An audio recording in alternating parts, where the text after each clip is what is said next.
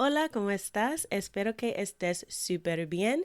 This is Tamara Marie, host of the Learn Spanish con Salsa podcast.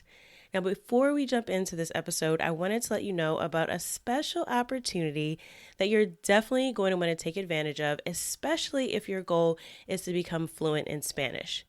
For a limited time only, my team is opening the doors to listeners of the podcast to take advantage of a free language coaching session. Now, in this session, it's not just we're teaching you about verbs or grammar, but we're really going to do a deep dive into what are your goals for learning Spanish, assess where you are on your journey to fluency at the moment, and help you map out a 90-day plan for how you can get to fluency.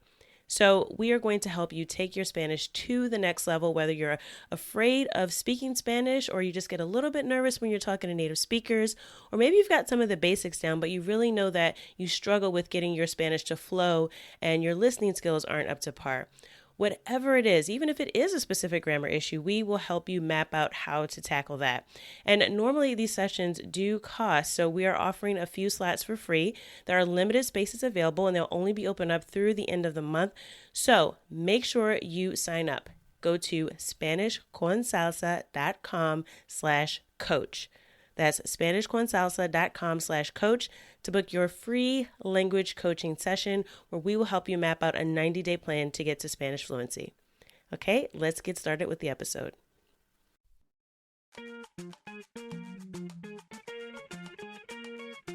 Bienvenidos! Welcome to the Learn Spanish con Salsa podcast, the show for Spanish learners that love music, travel, and culture.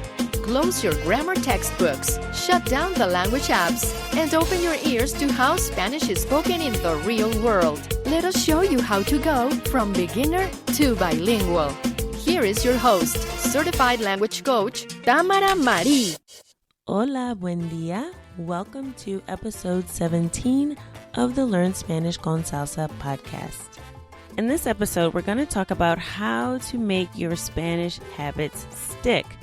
So how do you get yourself to follow through once you've established your new Spanish habits? This is part 2 of our discussion on how to form a Spanish language learning habit. So if you didn't catch part 1 of this conversation on how to create habits that will really work for you, go back and listen to episode 16, which is the previous episode, and listen to how you can really establish some smart habits that incorporate Spanish into your day-to-day life, and complete the 3 action steps at the end of that episode. That really feeds into this. It does build on what we're going to talk about today. So definitely make sure you go back and listen to part 1 and then come right back here and pick up with part 2. Now, in this episode, we're going to talk about some specific strategies that you can apply to make sure you follow through and stick with your habits for the long term. Now, many of us have had the experience of being very motivated when we start something new, but then as time goes on, our motivation starts to wane. We're not as excited as we were when we first started out. And the thing with habits, since we're doing them on a regular basis, it's very easy to get bored or to get distracted or feel like you're in a rut with your routine. So I'll give you some advice on what you can do to prevent that. Since we already know it's coming, there's some things that we can do to make sure that we stick with our Spanish learning habit. Now, last year, I actually took a course about habit formation, and it was by Gretchen Rubin. In the course, she talked about the 4 different tendencies that we all have when it comes to forming new habits. Now, she focused on establishing all sorts of habits, but I'm going to break down the 4 tendencies and give you some things to watch out for, as well as some tactics that work best for your particular tendency so that you can make sure that you stay on track with your Spanish habit. Now, those 4 tendencies are the obliger, the questioner, the upholder, and the rebel. Now, I'm going to explain a little bit about each one of those tendencies mean, but I'll also include a link in the show notes if you'd like to take the quiz so you can find out what your tendency is.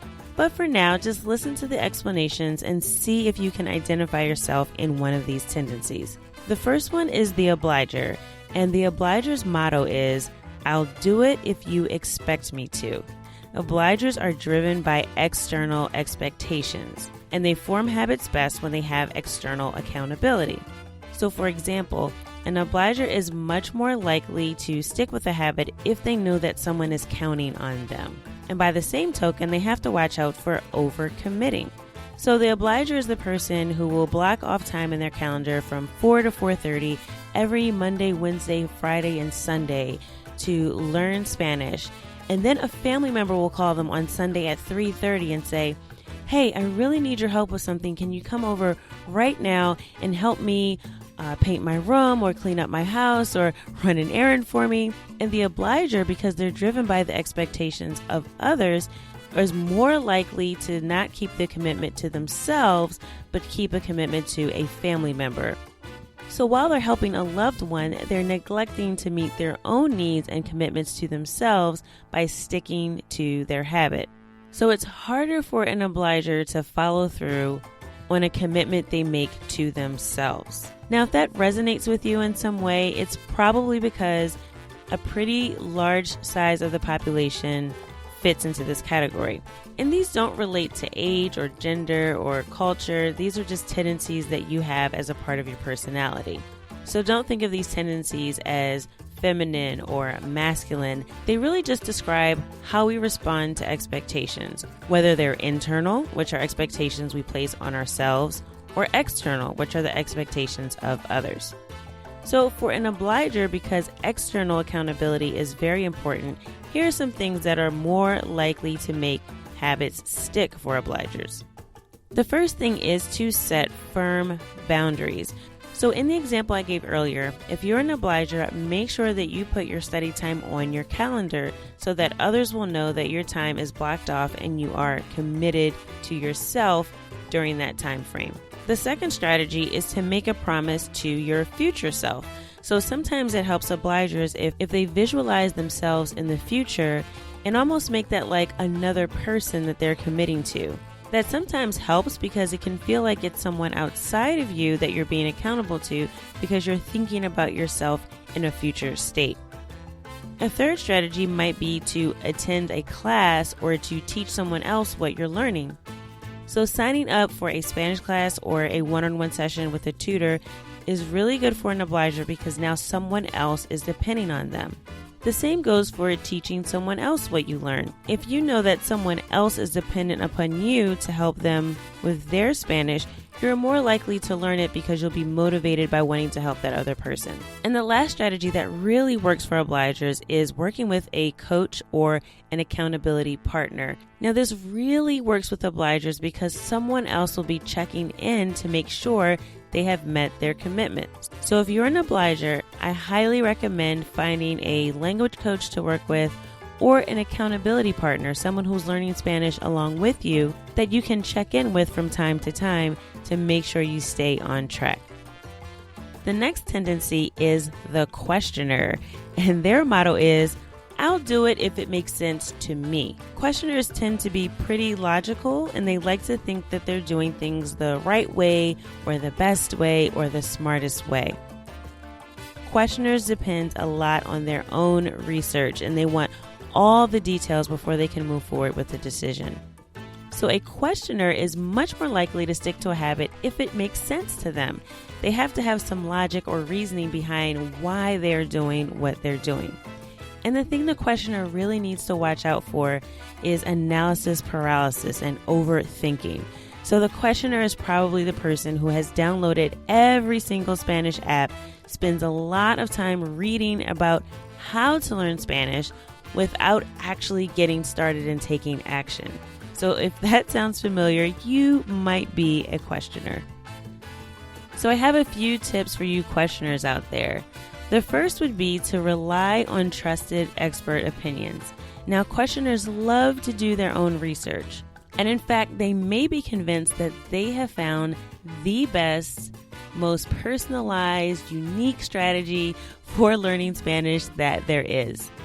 But if you find some experts on language learning or Spanish in general that you trust, try to rely on their expertise instead of spending a ton of time doing your own research and constantly questioning if you're following the right approach.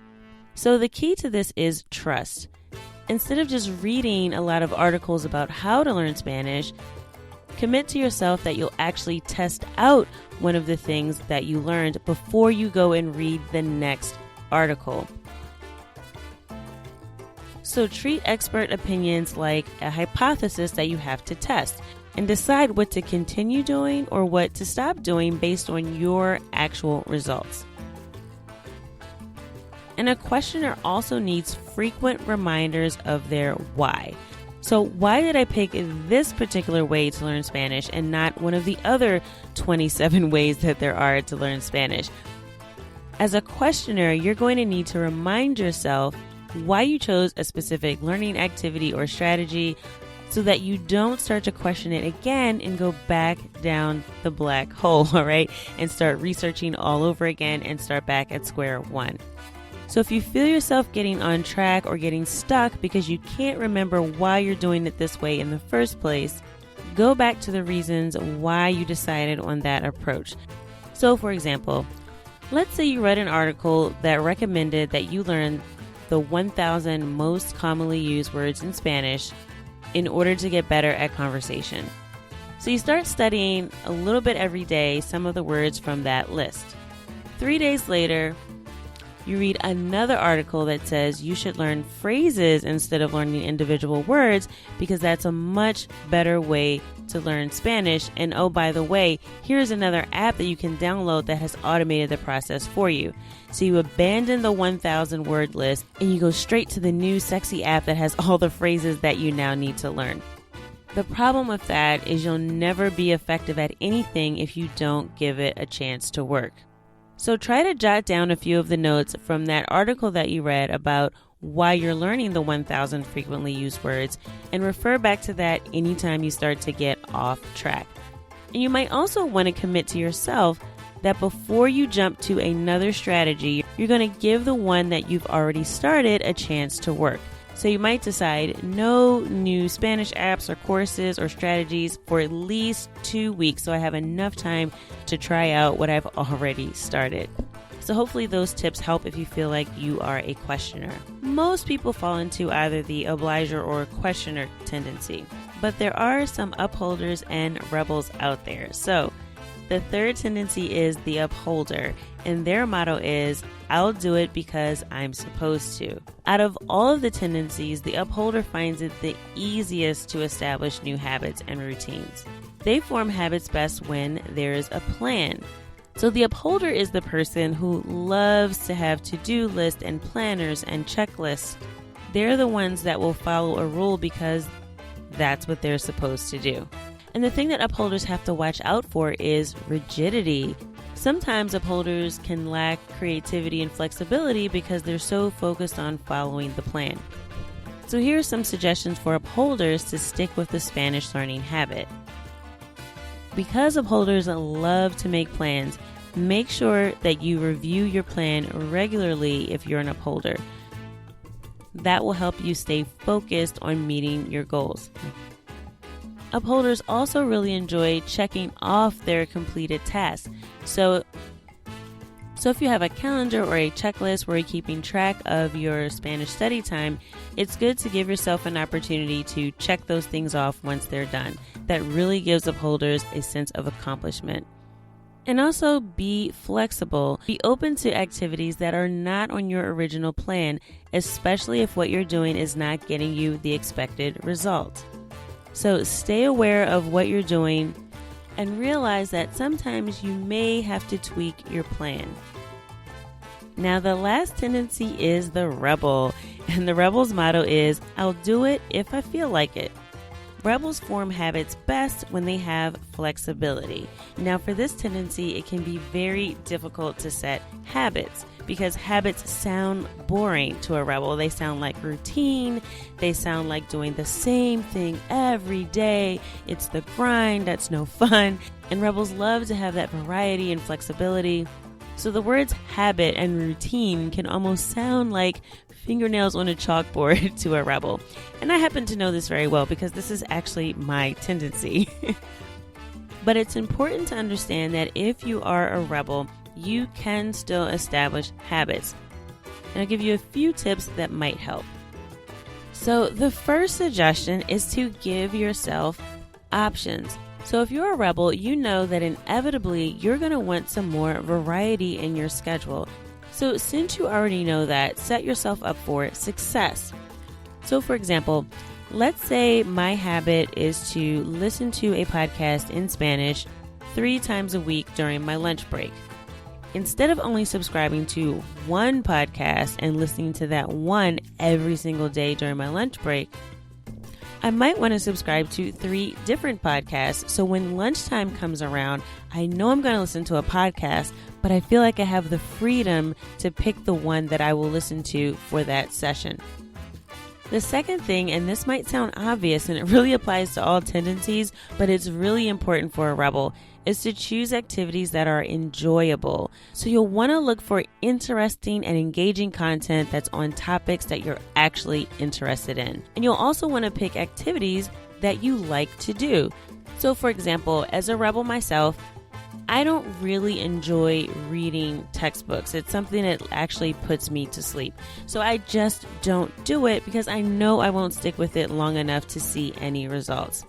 But I do enjoy listening to music, which you may have already guessed by now, since we talk a lot about learning Spanish with music on this podcast. So for me, what worked was having a playlist of different songs that I really enjoyed and coming up with an effective strategy so that I could use music to help me learn Spanish. The last suggestion that's really important for rebels is to connect your language learning habit with uniqueness or your personal identity. So let's say your habit is to listen to the news in Spanish every morning while you're getting ready for school or for work. But this particular morning, you get up and you decide, I don't feel like it. I don't want to do that right now, which is really common for rebels. Now, to get yourself to stay on track, you can think about your identity and you could say, what would a bilingual person do right now? Would they watch the news in Spanish, or would they blow it off and not do it at all, or decide to listen to the news in English? What would a bilingual person do? Or you could think, what would someone who is fluent in Spanish do? And really connect with that identity to help keep you on track. And it might also help to remind yourself that you're resisting the status quo. You don't want to be monolingual like everybody else in the U.S. You really want to learn Spanish to be able to have conversations with real people. So whatever it is that drives you, remind yourself of that in those moments where you don't feel like following through with your Spanish learning habit. So those are the 4 tendencies. I hope some of the tips that I gave you for how to tweak your Spanish learning habits based on your tendency really helps you make your Spanish learning habit stick. So if you already have your list of habits and activities, go back and take a look at them and think about it based on your tendency. If you feel like you need to make a few tweaks or adjustments based on your tendency, go ahead and make those changes now. That's the clear way to set yourself up for success. So whether you're an obliger, a questioner, an upholder, or a rebel like me, you can make your habits stick for the long term. Now, if you're still not sure what your tendency is, make sure you check out the link in the show notes to the quiz by Gretchen Rubin, and she really helps you identify what is your main tendency. So to get the show notes, go to learnspanishconsalsa.com/habits2 because this is part 2 of our discussion on habits. So again, that's learnspanishconsalsa.com/habits and the number 2. And you can take the 4 tendencies quiz. And as always, I would love to hear from you. How are you applying your tendency to your new Spanish habits? Leave a comment on the show notes page or reach us on Instagram at Learn Spanish con Salsa. I hope you learned something today that will take you one step closer from being a Spanish beginner to bilingual. Bye for now. This episode of Learn Spanish con Salsa is brought to you by SpanishPod101.com. With lessons just 3 to 15 minutes long, you can learn at home, on your commute, or whenever you have some free time. Get started today with a free account at SpanishPod101.com. Use the discount code SpanishConSalsa for 25% off basic, premium, and premium plus subscriptions. Sign up for SpanishPod101.com right now and start speaking Spanish from your very first lesson.